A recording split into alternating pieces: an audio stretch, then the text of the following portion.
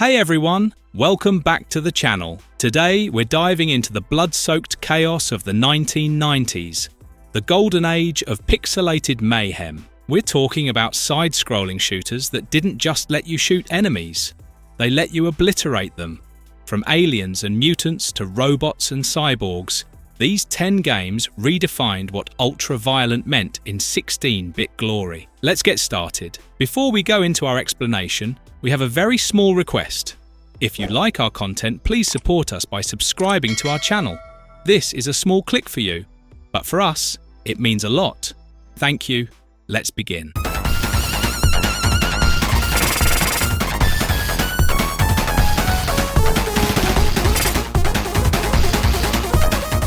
Contra Hard Corps. Contra Hard Corps cranked the violence up to 11. This was Konami's wildest entry in the Contra series. Faster, louder, and way meaner. You play as a squad of futuristic commandos fighting rogue robots and mutant creatures in a post-apocalyptic city. The game wastes no time. You're thrown right into explosions, giant mechs, and screen-shaking chaos. The violence comes from how much is happening at once. Enemies don't just die, they explode into pieces. The bosses are massive machines that fall apart in showers of metal and fire. It's the kind of game where your thumbs hurt, but you keep going because the action never stops. The good part? The variety. You've got multiple characters, different story paths, and insane boss battles that feel like mini-movies. The bad part? It's brutally hard. One wrong move and you're toast. But that difficulty also makes victory feel ridiculously satisfying. Hard Corps is 16-bit carnage at its absolute peak. Metal Slug X. Metal Slug X is that perfect mix of cartoonish fun and over-the-top violence. It looks silly at first, bright colours, funny characters. But the second you start playing, the body count skyrockets. You mow down hundreds of soldiers, zombies, aliens, and, weirdly enough, camels with machine guns. Yeah, camels. The violence here is more comedic than realistic, but it's still wild. Explosions fill the screen, enemies burst into smoke and limbs, and the animation is packed with detail. The art style is gorgeous, but don't let the charm fool you. It's one of the most chaotic shooters ever made. The best part? The humour. It's a game that doesn't take itself too seriously. The controls are tight, the music slaps, and the pacing is spot on. The downside? It can feel repetitive after long sessions, and the chaos sometimes makes it hard to see what's going on. But hey, if you like explosions, Metal Slug X delivers non-stop. Doom Troopers Mutant Chronicles. Doom Troopers Mutant Chronicles is one of those games where you wonder how it ever passed Nintendo's censors. Based on the Mutant Chronicles franchise, it's a grim sci-fi shooter where you play as one of two soldiers fighting through legions of grotesque mutants. And when I say grotesque, I mean heads flying, guts splattering, and enemies melting into red puddles. The violence is extreme, even by mid-90s standards. Every shot feels heavy, and the sound design adds this crunchy, disgusting edge to every kill. It's basically the video game version of an R-rated comic book. The good thing is that it nails that gritty, cinematic vibe. The environments are dark and detailed, from alien factories to burning wastelands. But the controls can feel clunky. Still, if you wanted something gorier than Contra, Doom Troopers was your ticket. It's messy, mean, and unforgettable.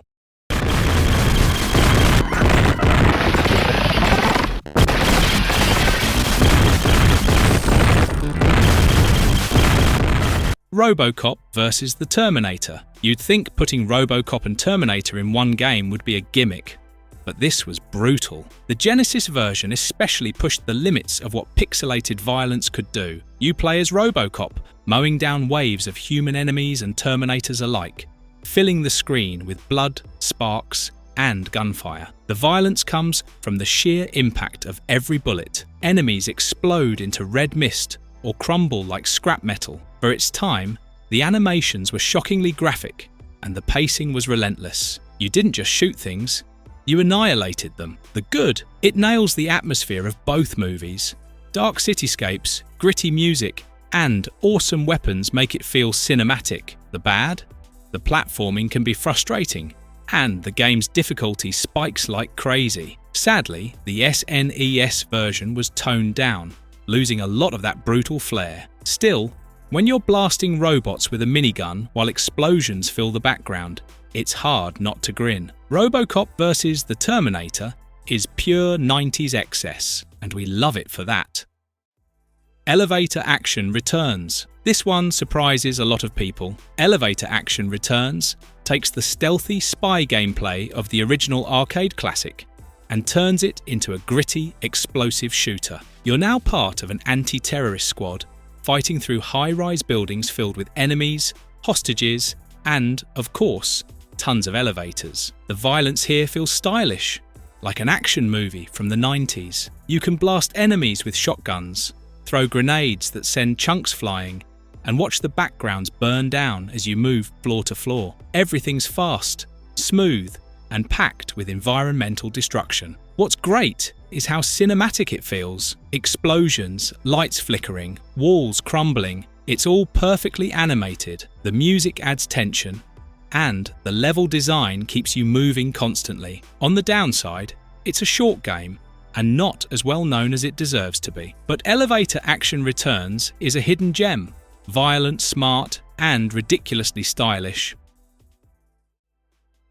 Abuse. If Aliens had a baby with Doom, it would be Abuse. This PC side-scroller puts you in a grim underground prison where a virus turns inmates into monsters. You're a lone survivor blasting your way out, using a clever mouse and keyboard control scheme that was way ahead of its time. The violence is raw and intense. The screen flashes with explosions, enemies burst apart, and the dark, industrial backgrounds make everything feel claustrophobic. The creatures move fast, and the game's lighting system adds this eerie sense of dread. It's not gory in a flashy way. It's grim and unsettling, which somehow makes it worse. What's good is the atmosphere. The graphics are gritty, and the pacing is tense. What stood out was the control scheme. You moved with the keyboard, but aimed with the mouse, which was mind-blowing for the time. The bad? The learning curve is steep. The difficulty ramps up quickly. It's confusing at times, and incredibly bleak. But once you get into it, Abuse hooks you completely. It's dark, moody, and absolutely brutal, a cult classic that still holds up today.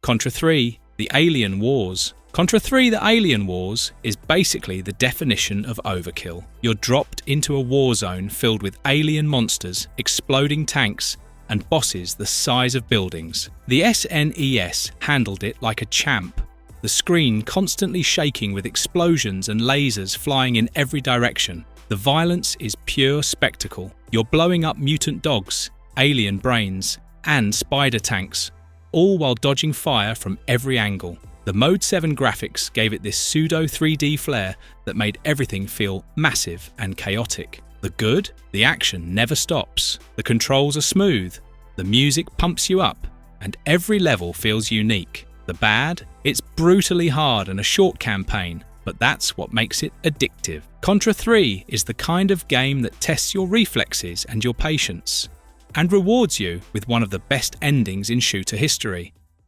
Alien 3. Based loosely on the movie, Alien 3 for the Sega Genesis and SNES turned Ripley's nightmare into a non-stop rescue mission. You play as Ripley, running through prison corridors, saving trapped prisoners, and frying xenomorphs with your pulse rifle. The tone is dark, the music creepy, and the violence surprisingly heavy for a movie tie-in. The aliens explode into green goo, the environments are dripping with slime, and the constant ticking clock keeps your adrenaline up. It's one of the few movie-based games that actually captured the fear and intensity of the film's world. The good, the level design feels tense, and the sound effects are great. Those alien screams still send chills. The bad, the timer system can be stressful, and the repetition wears you down. Also, the controls took some getting used to, but once you got in the groove, it was genuinely intense. Still, for a 16-bit title,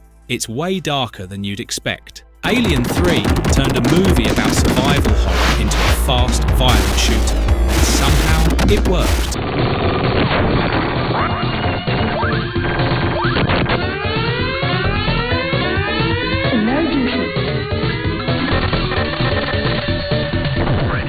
Alien Soldier. Alien Soldier is Treasure's love letter to boss fights and pure chaos. You play as Epsilon Eagle, a genetically engineered soldier with the ability to dash, hover, and unleash ridiculous energy attacks. The story barely matters. The real focus is on battling 25 insane bosses in a row. The violence here is stylish and explosive. You're constantly surrounded by projectiles, lasers, and screen-filling special effects. Every boss battle feels like a fireworks show gone wrong. The animations are gorgeous. Enemies burst apart in glowing energy, and your attacks look incredible. What's good? The gameplay is fast and tight, with some of the most creative boss designs of the decade. The soundtrack pumps you up, and the difficulty gives hardcore players something to brag about. The bad? It's extremely hard to learn, and the story barely makes sense. But if you're into speed, precision, and pure destruction, Alien Soldier is a masterpiece of controlled chaos. Cyberlip. Before Metal Slug, there was Cyberlip. This early Neo Geo shooter throws you into a dystopian future where a rogue supercomputer has unleashed an army of killer robots. You play as two commandos blasting your way through mechanical enemies, ending with a showdown against the AI known as Cyberlip, which, by the way, is a literal giant talking mouth. For 1990, this game was shockingly violent. Enemies explode into flames, cyborgs get torn apart, and the sound effects are loud and crunchy. The cutscenes show burning cities and grim soldiers. It's very Terminator inspired. The visuals were impressive for their time, and the boss fights were epic. The good part? The voice acting and cutscenes added a cinematic touch. The gunplay feels satisfying, and it paved the way for later classics like Metal Slug. The bad part? The controls are stiff, and the difficulty feels uneven. Still, Cyberlip deserves credit for being one of the earliest and bloodiest side-scrolling shooters on the Neo Geo. It walked so Metal Slug could run. Blade shot! Thank you! Thank you! Blade shot! Fireball! Shotgun! Marvelous verdict. And there you have it, 10 side-scrolling shooters from the 90s that didn't hold back. These games were chaotic, creative, and way ahead of their time. Whether you prefer the cartoon gore of Metal Slug or the gritty destruction of Contra Hard Corps, these titles remind us why the 16-bit era was so unforgettable. These games may look dated now, but their intensity and style still hold up. Which one's your favourite? Let us know in the comments below. And as always, remember to smash the like button and subscribe to the channel if you enjoy the content. We'll see you next time.